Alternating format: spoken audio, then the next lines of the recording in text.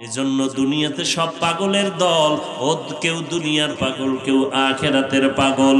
এরে নবীর উম্মতের দল, আল্লাহর মোহাব্বত যদি অন্তরে জমা করতে পারো, রিজিকের মালিক আল্লাহ, হায়াতের মালিক আল্লাহ, ইজ্জতের মালিক আল্লাহ, ওই আল্লাহর মোহাব্বত নিয়া দুনিয়াতেও চলো। আল্লাহ ছাড়া আমার আসল কেউ নাই, নবী ছাড়া আমার আপন কেউ নাই। আমি যা করব, যা বলবো, সব আমার আল্লাহর জন্য, নবীর তরিকায়। আমার ঠোঁটের হক আদায় করব জিকিরের দ্বারা, আমার হাতের হক আদায় করব আল্লাহর নামের তসবিহ পড়ার দ্বারা। বান্দা যত আল্লাহকে স্মরণ করবে, তার অন্তরের মধ্যে আল্লাহ কুদরতের মারেফতের পাওয়ার দান করবেন।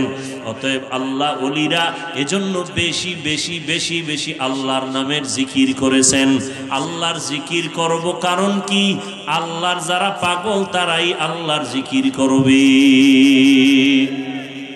আল্লাহর জিকির করব না পিশাবের জিকির? আল্লাহর জিকির করো বান্দা। নবী বলেন, তোমার জিহ্বাটা জিকিরের দ্বারা তুমি ভিজাইয়া রাখো, তোমার জবানের মধ্যে জিকির এমন ভাবে চালু করো, আজরাইল যখন আসিয়া তোমার রূহটার উপরে হাত দেওয়া শুরু করবে, তখনও তোমার জিকির চালু হয়ে যাবে।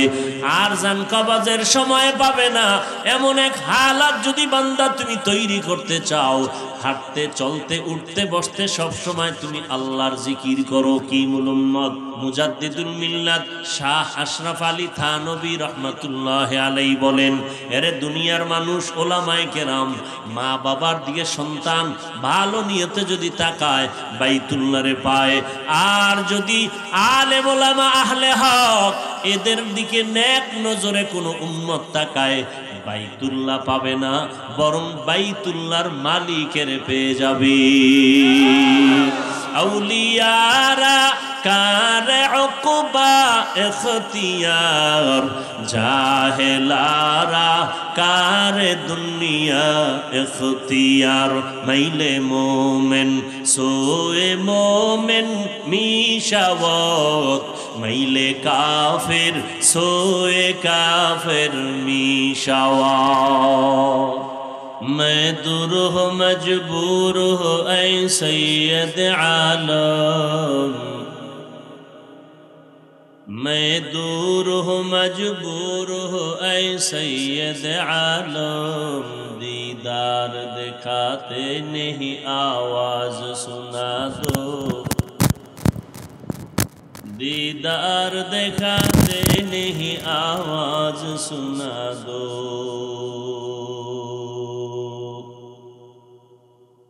मैं सूरत यूसुफ को नहीं चाहने वाला, मैं सूरत यूसुफ को नहीं चाहने वाला। मैं कैस के मानंद नहीं आशिक लैला, मैं कैस के मानंद नहीं आशिक लैला। मैं आशिक मौला हूँ, मेरा इश्क दवाना, मैं आशिक मौला हूँ, मेरा इश्क दवाना। ई जुमला जहाँ जिसकी तजल्ली से उजाला, ये जुमला जहाँ जिसकी तजल्ली से उजाला। वमा खलक़तुल जिन्ना वल इंसा इल्ला लियअबुदून, আমি জিন ও ইনসানকে সৃষ্টি করি নাই, হ্যাঁ করেছি একমাত্র ইবাদতের জন্য, যাতে করে তারা ইবাদত করবে। কার? আল্লাহ। নবীজি বলেন, লা তাআতা লি মাখলুকিন ফি মাসিয়াতিল খালিক, আল্লাহকে অসন্তুষ্ট করে পৃথিবীর ভিন্ন কারো আদেশ নিষেধ গ্রহণ করা হারাম। আল্লাহকে বেজার করে দুনিয়ার কারো কথা মানা যাবে, কারণ আল্লাহ আমাকে যা দিয়েছেন আপন হিসেবে, এই দেওয়া কেউ দেয়নি। দুনিয়াতে সব থেকে আমার কাছের মা বাবা, তারাও এমন কিছু দেন নাই যা আমার আল্লাহ দিয়েছেন। বরং অনেক ক্ষেত্রে দেখা যায় আল্লাহর দেওয়া নিয়ামতকে দুনিয়াওয়ালারা ছিনাইয়া নিয়ে গেছেন। আমাকে তো দেন নাই, বরং কি করলেন? আল্লাহর দেওয়া জিনিস ছিনায় নিছেন। আল্লাহ টাকা দিছেন, ছিনায় নিছেন। আল্লাহ সম্মান দিছেন, হিংসা করেছেন। তারা তো কিছু দেনই না, আবার যদি কিছু দিয়াও থাকেন সেটা আবার কথা দিয়ে ঝাল মিটাই দিছেন, যেটাকে আমরা বলি খোটা দেওয়া। আরে তুমি তো আমার টাকায় এই করছো, তুমি তো আমার বাড়ি খাইয়া বড় হইছো, এইভাবে কথার দ্বারা ঝাল মিটাই দিছে। আমার আল্লাহ এতটা আপন এবং কাছের এবং আমার আসল, আর কেউ নাই। তবে ওই আল্লাহকে আমি চিনতাম না, জানতাম না, বুঝতাম না। আল্লাহর পরিচয় লাভ করেছি নবীজির মাধ্যমে। কার মাধ্যমে? আচ্ছা, নবীকেও চিনি নাই, নবীরে দেখিও নাই। সেই নবীর পরিচয় আসছে সাহাবায়ে কেরামদের মাধ্যমে, তাবেঈনদের কাছে। তাবেঈনদের আবার তারা তাবেঈনদেরকে পৌঁছাইয়ে দিয়েছেন। তাদের থেকে ওলামায়ে মুতাকাদ্দিমিন, তারপরে ওলামায়ে মুতাআখিরিন, আমাদের মুরব্বী ওলামায়ে কেরাম। অতএব নবীর মাধ্যমে আল্লাহকে চিনলাম, অতএব নবীও আমার আসল, নবীও আমার আসল। আর নবী তো নাই, বর্তমানে নবীর দায়িত্ব যারা পালন করবেন এরা হলো নবীদের ওয়ারিস, ওয়ারাসাতুল আম্বিয়া। তারা কারা? বলেন বলেন। নবীর ওয়ারিস কারা? উলামায়ে কেরাম। কিয়ামত পর্যন্ত এই উলামায়ে কেরাম আমাদেরকে নবীর, ইসলামের, জান্নাতের, জাহান্নামের, আল্লাহর পরিচয় আমাদেরকে দিবেন। অতএব আমরা এই উলামায়ে কেরামদের মাধ্যমে আল্লাহর পরিচয় লাভ করেছি, মদিনার পরিচয় লাভ করেছি, জান্নাত জাহান্নামের পরিচয় লাভ করেছি।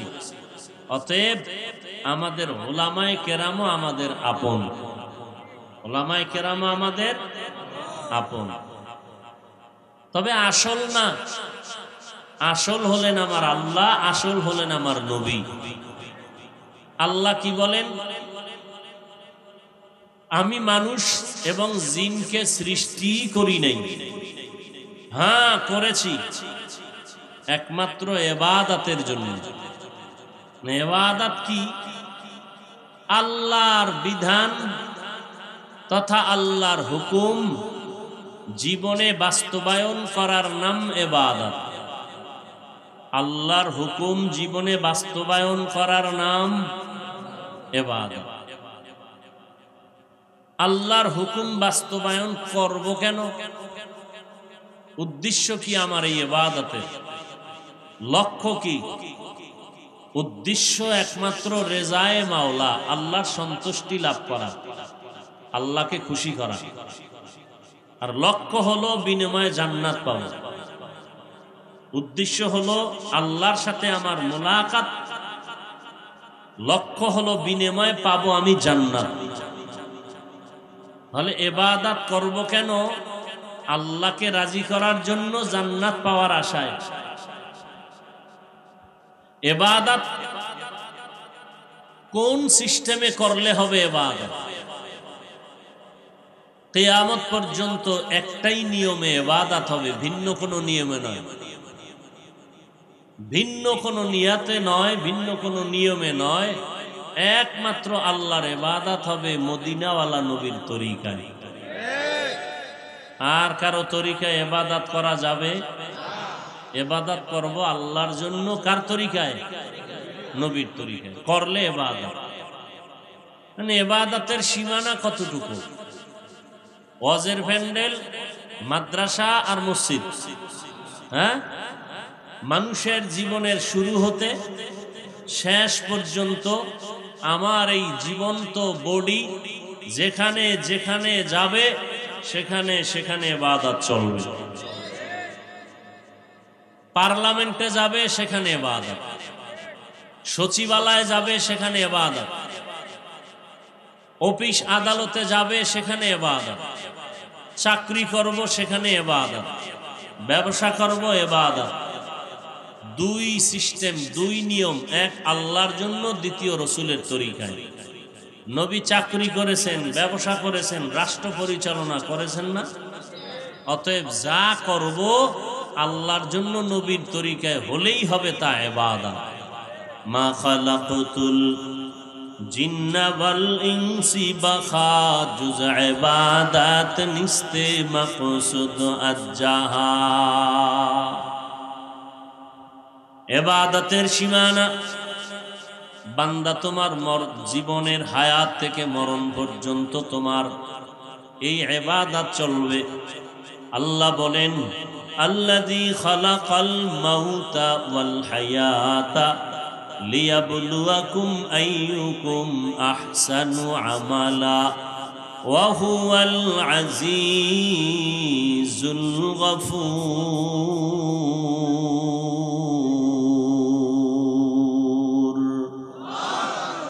আল্লাহ বলেন আমি জীবন মরণ আর জীবন দিলাম, মাঝখান সময়টা হায়াত দিয়ে পাঠাইলাম পরীক্ষা করে যাচাই করে দেখব কারা উত্তম আমল করো। বেশি আমল না উত্তম আমল? উত্তম ভালো আমল। বেশি আমলের দরকার নাই, ভালো আমলের দরকার।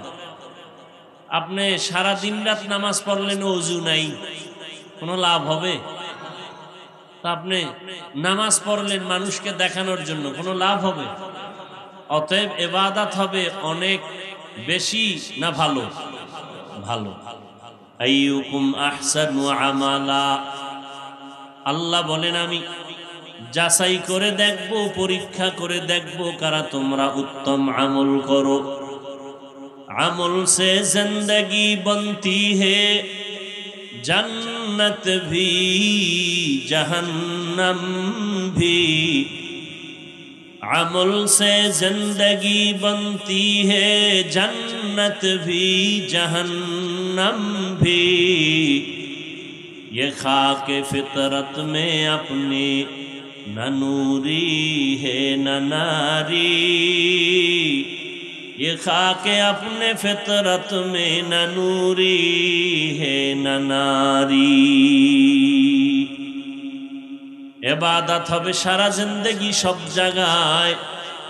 নামাজ পড়ো ইবাদত, রোজা রাখবা ইবাদত, জিকির করো ইবাদত। হতে হবে নবীর তরিকায়, আর কারো তরিকা মানা যাবে? কারণ আমার নবীর আদর্শ এত সুন্দর, এমন সুন্দর আদর্শ আল্লাহ পাক আর কারো জমিনে কারো দ্বারা ব্যবস্থা করেন নাই। আমার নবী যেমন শ্রেষ্ঠ, নবীর 23 বছরের আদর্শ হলো বড় শ্রেষ্ঠ। আমার নবীর মতো যেমন নবী নাই, আমার নবীর আদর্শের মতো আর কোনো আদর্শ। দুনিয়াতে বহু আদর্শের গান শুনলাম, কত আদর্শের স্লোগান। আমরা এক কথায় জানায় দেই, দুনিয়ার সব আদর্শগুলো নাপাক, একমাত্র মদিনাওয়ালা নবীর আদর্শই হলো পাক। ইমামুল আউয়ালিন আল আখিরিন বহর সদকা রহমাতাল লিল আলামিন সাইয়্যিদুল কাউনাইন খাতমুল মুরসালিন আখির আমদ বুদে ফখরুল আউয়ালিন শুদ ওজুদাস রহমাতাল লিল আলামিন মসজিদে উশুদ হামারো এ জমিন। ওগো নবীর উম্মতেরা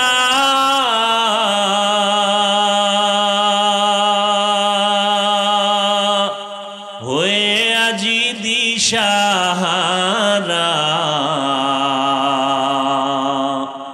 কোরআন হাদিসের চলো যখন যাহা চায় মনে, নবী বিনে কে তারাবে পুলসিরাত মিজানে, নবী বিনে কে তরবে পুলসিরত মিজানে।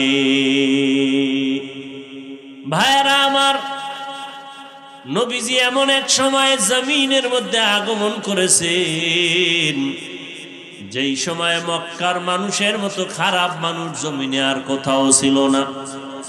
এতটা খারাপ মক্কার মানুষ, আল্লাহ তাআলা ওই সময় আপনার আমার নবীকে মক্কা নগরীতে পাঠালেন। আব্দুল্লাহর ঔরসে আমেনার গর্ভে নবী জমিনের মধ্যে আসলেন। আসা মাত্রই জমিনের মধ্যে পরিবর্তনের হাওয়া শুরু হয়ে গেল।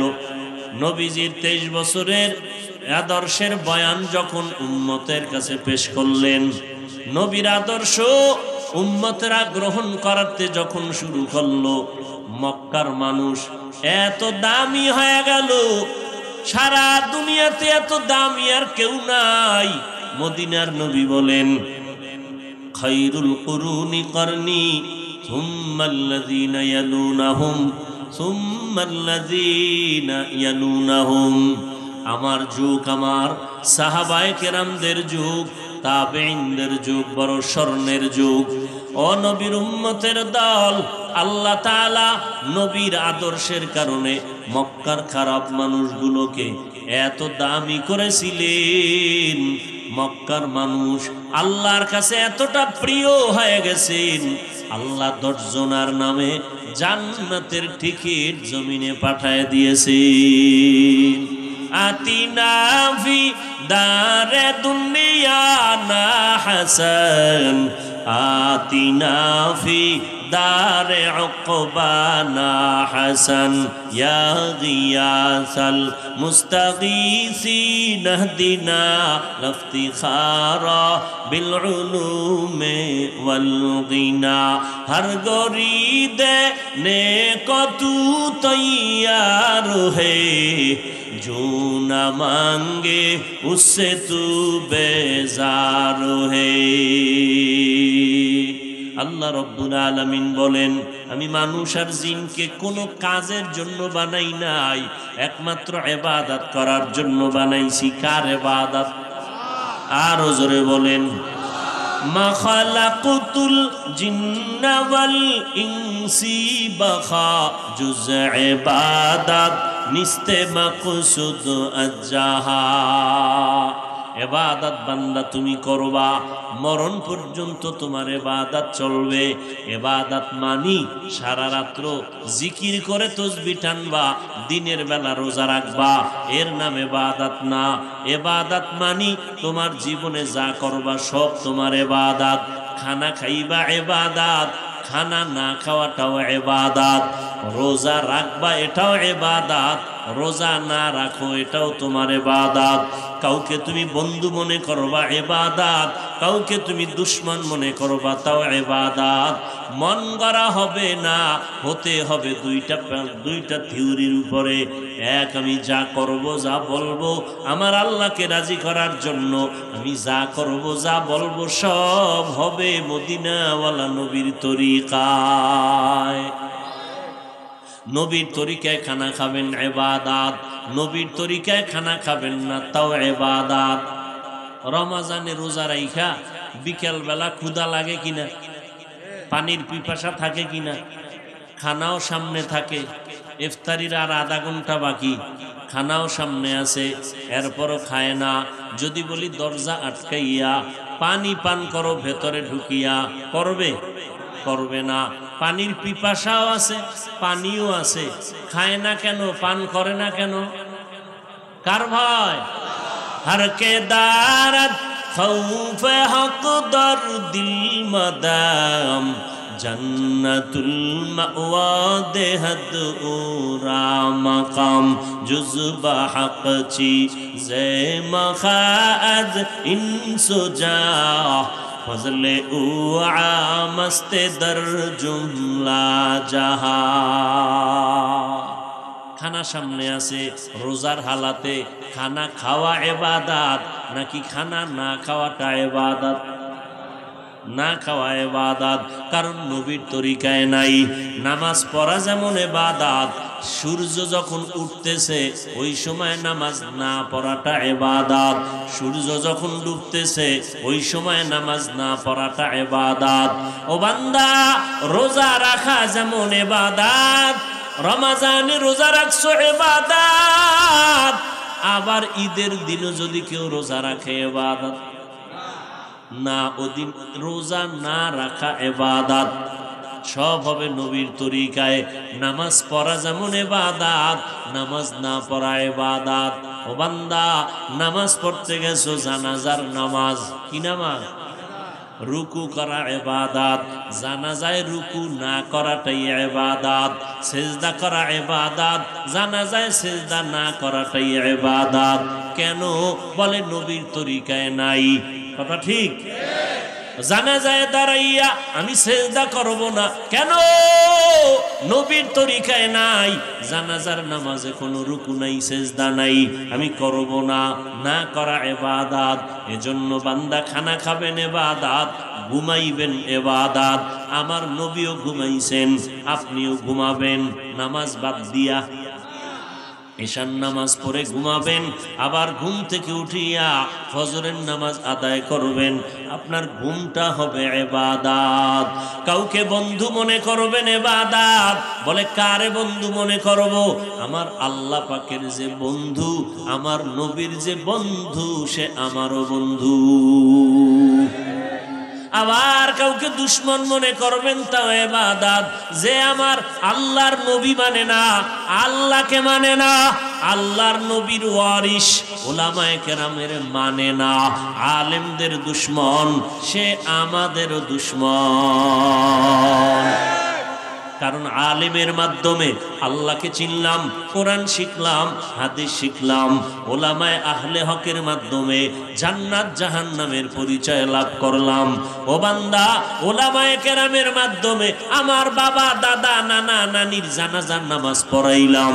আমার মা বাবার বিবাহের বাস্তবতা, শুদ্ধতায়, সহি তরিকায় আসলো আলেমদের মাধ্যমে। অতএব যারা আলেমকে মানবে না, তারা নবীকে মানলো না। যারা নবীকে মানলো না, তারা আল্লাহকে মানলো না।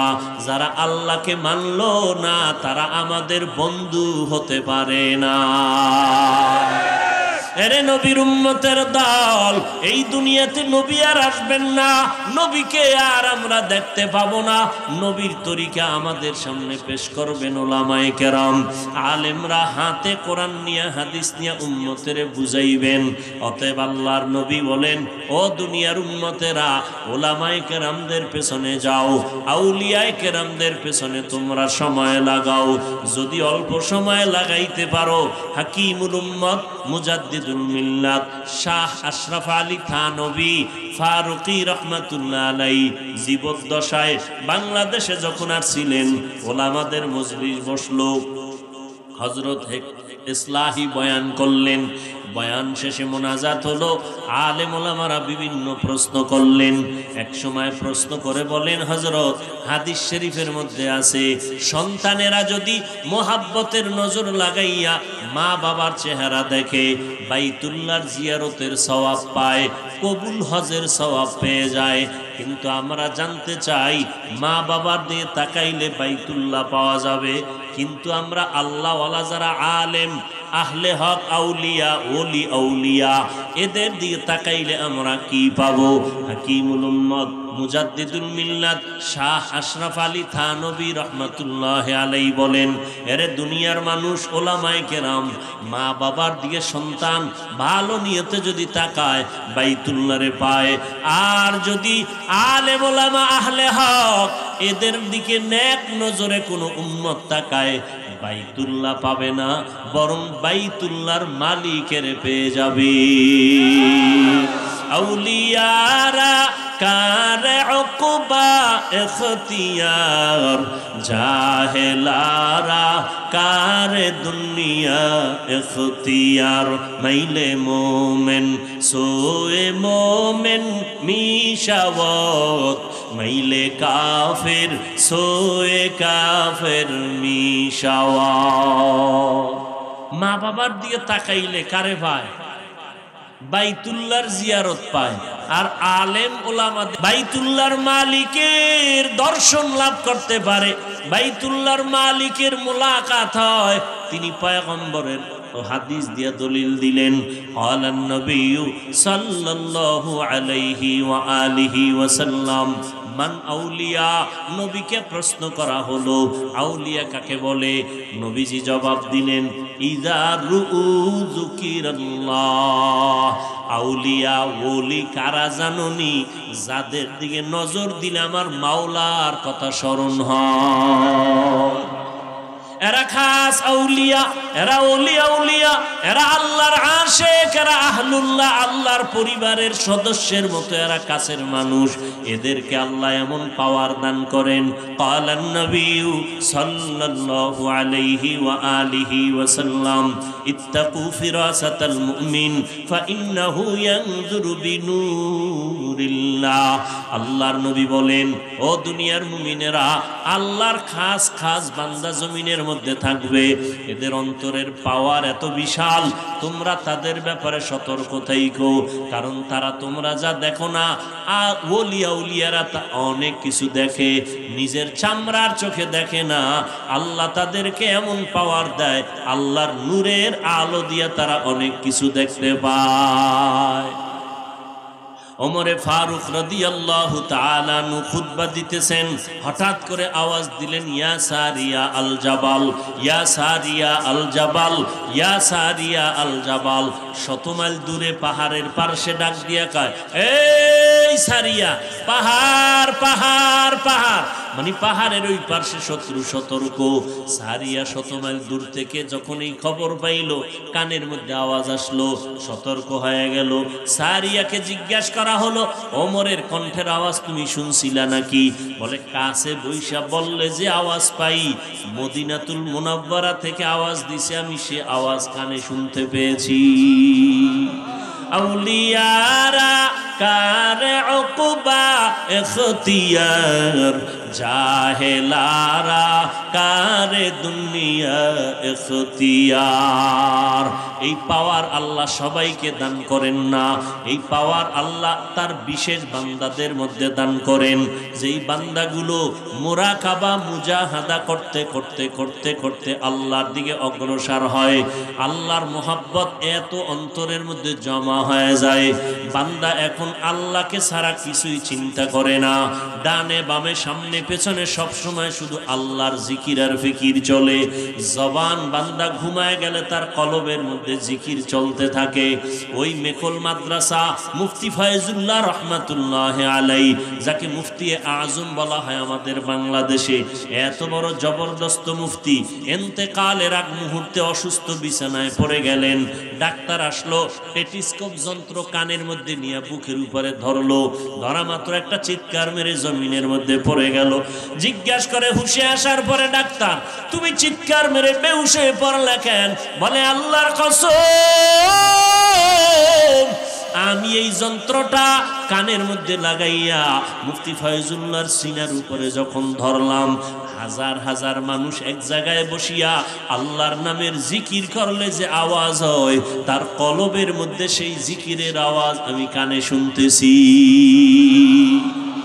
জিক্রে হক আমদ গদাই রূহেরা মরহামামদ ঈদেলে মজরুহেরা। এজন্য দুনিয়াতে সব পাগলের দল, কেউ দুনিয়ার পাগল, কেউ আখিরাতের পাগল। এরে নবীর উম্মতের দল, আল্লাহর মোহাব্বত যদি অন্তরে জমা করতে পারো, রিজিকের মালিক আল্লাহ, হায়াতের মালিক আল্লাহ, ইজ্জতের মালিক আল্লাহ, ওই আল্লাহর মোহাব্বত নিয়া দুনিয়াতেও চলো। আল্লাহ ছাড়া আমার আসল কেউ নাই, নবী ছাড়া আমার আপন কেউ নাই। আমি যা করব, যা বলবো, সব আমার আল্লাহর জন্য, নবীর তরিকায়। আমার ঠোঁটের হক আদায় করব জিকিরের দ্বারা, আমার হাতের হক আদায় করব আল্লাহর নামের তসবিহ পড়ার দ্বারা। বান্দা যত আল্লাহকে স্মরণ করবে, তার অন্তরের মধ্যে আল্লাহ কুদরতের মারেফতের পাওয়ার দান করবেন। অতএব আল্লাহ ওলিরা এজন্য বেশি বেশি বেশি বেশি আল্লাহর নামের জিকির করেছেন। আল্লাহর জিকির করব কারণ কি? আল্লাহর যারা পাগল তারাই আল্লাহর জিকির করবে।